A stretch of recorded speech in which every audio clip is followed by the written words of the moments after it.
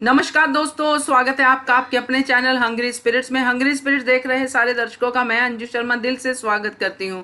तो दोस्तों, बारी है 130 डे की रैंकिंग की। मगर रैंकिंग करने से पहले एक बहुत बड़ा जो झटका बिग बॉस ने दिया है उसकी थोड़ी सी बात कर रहे हैं, जो अभिनव शुक्ला की एविक्शन हुई है। अभिनव शुक्ला जब कि हम ज्यादातर देखते थे कि नीचे के नंबर्स में ही रहते थे, कभी कभी ऊपर के नंबर्स में चले जाते थे। इसीलिए बिग बॉस ने ये टास्क सपोर्टर्स के हाथ में रखा, जिनको उन्होंने दिखाया कि ये हैं रिप्रेजेंटेटिव पब्लिक के। तो ऐसा वैसे नॉर्मली तो होता नहीं है, बट बिग बॉस ने ये एडवांटेज दिया और उनको बोला कि आपके हिसाब से कौन है जिसने कुछ खास योगदान नहीं दिया। और अभिनव शुक्ला के बारे में बहुत वोट्स आए, 3-4 या कुछ ऐसा हुआ, तो अभिनव शुक्ला हो गए घर से बाहर। तो अभिनव शुक्ला बाहर होने के बाद अब घर में बचे हैं सिर्फ 6 कंटेस्टेंट और घर में उदासी का माहौल भी है। अब इन 6 के बीच में कैसी रही रैंकिंग कल का एपिसोड देखने के बाद उसकी जिक्र करते हैं। मगर उससे पहले आपसे गुजारिश है, जिन्होंने हमारा चैनल अभी तक सब्सक्राइब नहीं किया है कृपया कर लीजिए। साथ में दोस्तों बेल आइकन दबाइएगा ताकि आपको हमारे वीडियोस के नोटिफिकेशन मिलते रहें। धन्यवाद। तो चलिए बात करते हैं नंबर 6 से, क्योंकि 7वां नंबर हो चुका है आउट।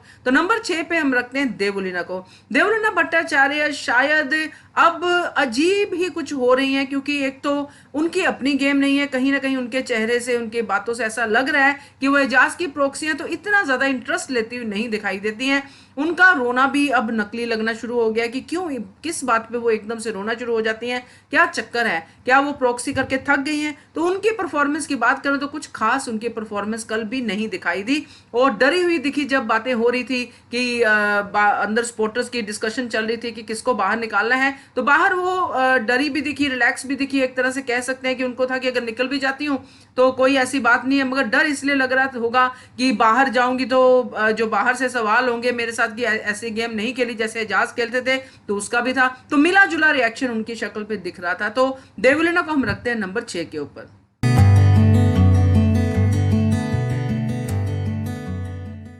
नंबर 5 पे है निकी तंबोली। निकी तंबोली थोड़ी इमोशनल हुई जब उनको स्पीच करने के लिए बोला गया, मगर साथ में उन्होंने ये भी कहा कि मैं अभी जाना नहीं चाहती हूँ। मगर ऐसा कहने का कोई कारण लगा नहीं, क्योंकि ये टाइम ऐसा है जहां पे सबको एक एक करके घर जाना ही है। ऐसा कोई नहीं है जो बिग बॉस की लाइट्स बुझाने के बाद भी घर में रहेगा, और ट्रॉफी किसी एक को ही मिलनी है। तो यहाँ निक्की तंबोली अपनी स्पीच देती है, बहुत ही उनकी इनोसेंट सी स्पीच थी, मगर उस स्पीच में जो वो बोलती है कि जिसने मुझे बोला है कि मेरा योगदान नहीं, उसको तो मैं छोड़ूंगी नहीं, तो ये थोड़ा सा अजीब लगा कि बंदे को खुद भी पता होता है कि उसका कितना योगदान है। क्या वो खाली बैठ के या चुगली करके ही बिग बॉस जीतना चाहता है, तो वो बात उनको खुद भी पता होती है। जबकि निक्की तंबोली को साफ साफ रुबीना द लाइक विनर दिख भी रही है, फिर भी निक्की तंबोली का ऐसा बोलना थोड़ा सा अजीब लगा। परफॉर्मेंस की बात करें तो कल परफॉर्म करने के लिए कुछ खास था ही नहीं, इसलिए निक्की तंबोली को रखते हैं नंबर 5 के ऊपर।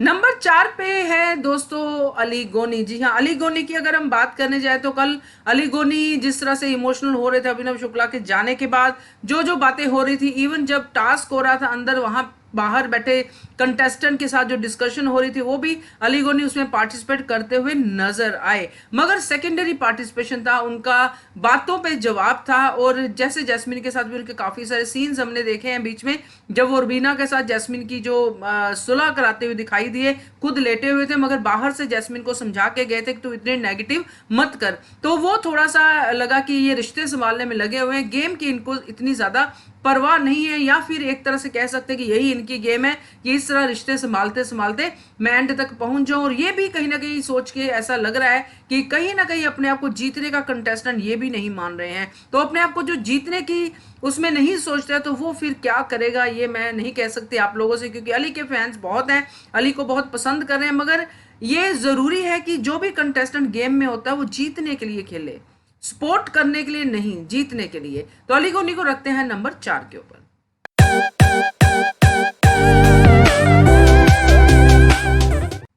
राखी सावंत ने कल अपना पूरा एजेंडा दिखा दिया। राखी सावंत ने कह दिया कि मैं तो बैग लूंगी, बैग जो है वो मेरे बहुत हेल्पफुल रहेगा, पैसे मुझे चाहिए, पैसे की मुझे जरूरत है। और विंदु दारा सिंह भी उनका साथ देते हुए नजर आए। तो राखी सावंत अपना जो जलवा है वो दिखाती रहती हैं, अपना ह्यूमर का टच देती रहती हैं और एक अलग परफॉर्मेंस देती हुई हर बार नजर आती हैं। हमने देखा कि जब एविक्शन का टास्क हो रहा था तो अकेली राखी सावंत इतना डरी हुई थी कि कुर्सी के पीछे बैठी रो रही थी, ये तो मुझे ही निकालेंगे, मैं ही हूँ चैलेंजर देर अकेली बची हुई, अब मेरा जाना तय है और बैग भी नहीं मिलेगा, सॉर्ट ऑफ रोना धोना उनका चालू था। तो राखी सावंत की परफॉर्मेंस हमेशा अलग से निखर के आती है, तो उनको हम रखते हैं नंबर 3 के ऊपर।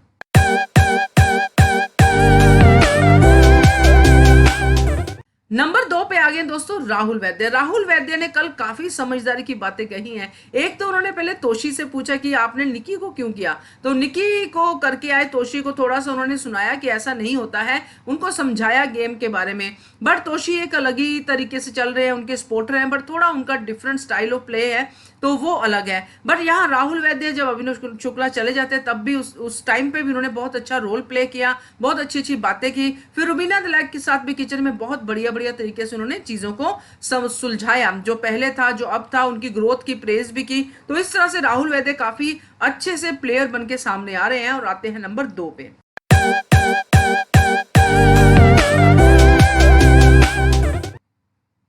नंबर 1 पे आ गई दोस्तों रुबीना दिलैक। रुबीना दिलैक के लिए कल बहुत ही सैड डे था, बहुत ज्यादा उनको धक्का लगा था, शॉक लगा था। शॉक तो जब लगा तब लगा, मगर उससे पहले भी वो काफी ज्यादा नर्वस थी, डरी हुई थी, क्योंकि उसको भी कहीं ना कहीं लगता था कि अभिनव शुक्ला जो है बाहर जा सकते हैं। तो वो चले गए। उसके बाद रुबीना दिलैक का ही शो था पूरा का पूरा, सब लोग रुबीना के साथ थे, घर वाले एक फैमिली की तरह दिखे कल के दिन। तो रुबीना को अगर हम नंबर 1 पे नहीं रखेंगे आज खास करके तो गलत होगा। तो नंबर 1 पे है रुबीना दिलैक।